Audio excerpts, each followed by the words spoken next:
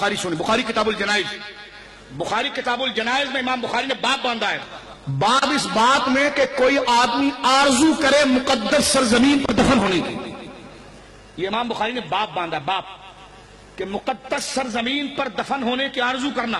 اس کے تحت حدیث کون سی لے کر آئے ہیں کہ حضرت موسیٰ علیہ السلام جب فرعون سے نکلے، علاقے سے نکلے، اور حضرت اسرائیل ان کے پاس آئے اور کہنے لگے کہ آپ کی موت کا وقت قریب ہے، تو حضرت موسیٰ نے تھپڑ مارا، ان کی آنکھ پھٹ گئی. شاہ کاشمیری لکھتا ہے یہ تو قیامت تک حضرت اسرائیل کو خدا نے زندہ رکھنا تھا، ورنہ ضرب کلیم میں طاقت یہ تھی کہ اسرائیل تو اسرائیل، زمین آسمان پھٹ کر رہ جاتے. یہ فیض الباری کے اندر اس نے لکھا. تو میں نے کہا جب ضرب کلیم کو مان لیا ہے تو ضرب حبیب کو بھی تو مانو نا، حضور کی طاقت کو بھی تو تسلیم کرو. اب آپ دیکھیے حدیث پاک کے اندر آتا ہے حضرت اسرائیل گئے اور کہنے لگے یا اللہ جس بندے کے پاس تو نے بھیجا اس نے میرا حال یہ کیا. رب کریم نے آنکھ لوٹا دی. آنکھ بولیے. اور اس میں جملہ یہ بھی سنیں کہ حضرت اسرائیل جو ہے وہ تو نور ہے، نور کو تھپڑ کیسے لگ سکتا ہے؟ دھوئیں کو اگر بلا تمثیل آپ سمجھے، لائٹ، یہ لائٹ کی روشنی ہے، اس کا جسم اس پر آ رہا ہے، آپ لائٹ کو پکڑ سکتے ہیں؟ اس کا جسم ہے، ٹھیک ہے. دھوئیں کو آپ پکڑ سکتے ہیں، آگ کو پکڑ سکتے ہیں، یہ ساری چیزیں لطیف ہے. پانی کو پکڑ سکتے ہیں آپ؟ نہیں پکڑ سکتے، یہ جسم لطیف ہے. تو نور بھی جسم لطیف ہے. پانی کو تھپڑ لگ سکتا ہے؟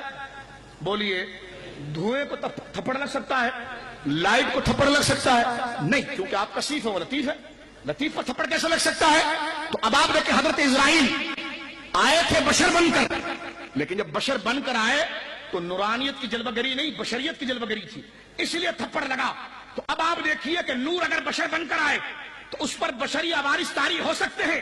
نور ہو اور بشر بن کر آئے تو یہ کہتے پھر شادی کیسی ہوئی، اولاد کیسی ہوئی؟ نبی صلی اللہ علیہ وسلم نور نہیں، نبی کریم صلی اللہ علیہ وسلم انسان ہیں، بشر ہیں، اولاد آدم ہیں، آدم کے بیٹے ہیں. خود اللہ کے نبی کے 4 بیٹے تھے، بیویاں تھیں، شادی ہوئی تھی، نکاح ہوا تھا، 4 بیٹیاں تھیں حضرت نبی صلی اللہ علیہ وسلم کے، نواسے ہوئے، نواسوں کے نواسے ہوئے، بیٹے پوتیاں ہوئی.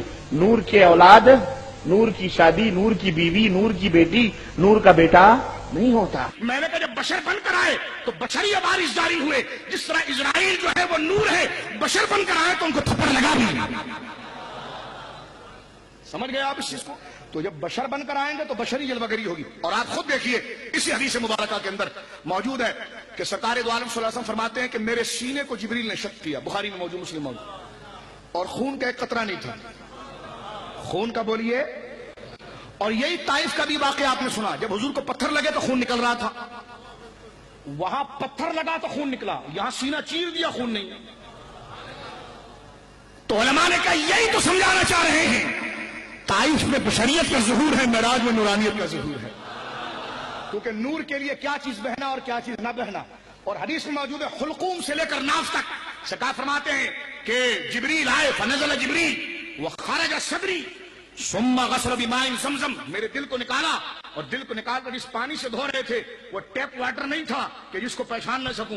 فرمایا میں وہ دیکھ رہا تھا کہ وہ زمزم تھا، میں اس پانی کو بھی پہچانتا ہوں، اس پانی کو بھی پہچانتا. تو حضور کا ادراک اتنا ہے کہ 2 گلاس میں اگر آپ پانی رکھیں، ایک میں ٹیپ واٹر نلکے کا پانی رکھیں اور ایک میں آپ زمزم رکھیں، بڑے سے بڑا چیمپئن نہیں سمجھ سکتا کہ ایک گلاس میں کون سا پانی ہے.